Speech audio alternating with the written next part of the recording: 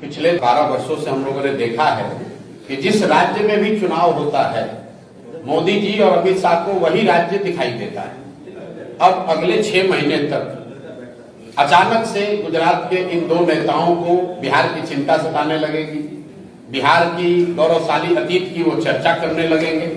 बिहार में भी कभी विक्रमशिला और नालंदा जैसे विश्वविद्यालय थे, इसकी चर्चा और इसकी याददाश्त उनकी ताजी हो जाएगी।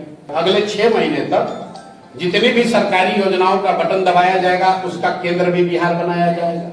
जो योजना पहले से चल रही है, हर 3 महीने पे किसानों को स्वनिधि का पैसा भेजा जाता है, वो बटन दबाने के लिए मोदी जी बिहार में ही आकर दबाएंगे। लेकिन नवंबर के बाद ये दोनों लोगों को फिर बिहार कभी अगले 6 साल तक दिखेगा नहीं, क्योंकि तब तो बिहार उनके लिए सिर्फ मजदूर का सप्लाई केंद्र है।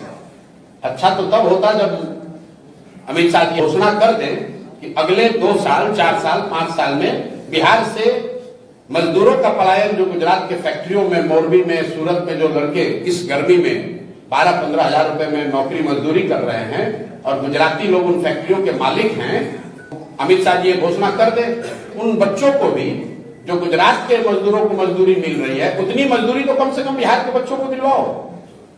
ये बात यहाँ बिहार में कभी चर्चा नहीं होती है।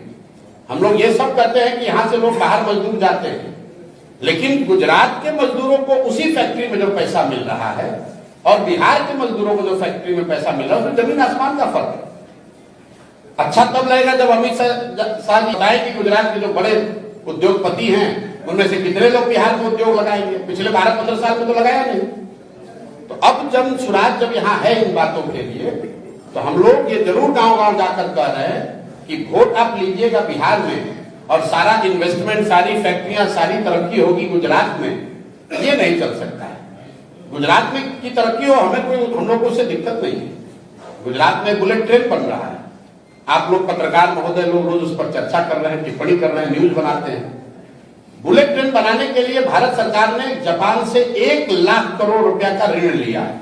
गुजरात में नहीं लिया है, पूरे देश में ऋण लिया है, जिसमें बिहार का भी 13% हो गया। अगर 1 लाख करोड़ रुपया भारत सरकार ने ऋण लिया तो 13,000 करोड़ रुपया बिहार के लोगों पर भी वो कर्ज हो गया।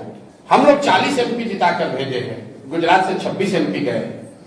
तो ये बात तो बिहार के लोगों को समझना होगा ना कि वोट अगर हमारा है तो कुछ अधिकार तो हम लोग का होना चाहिए।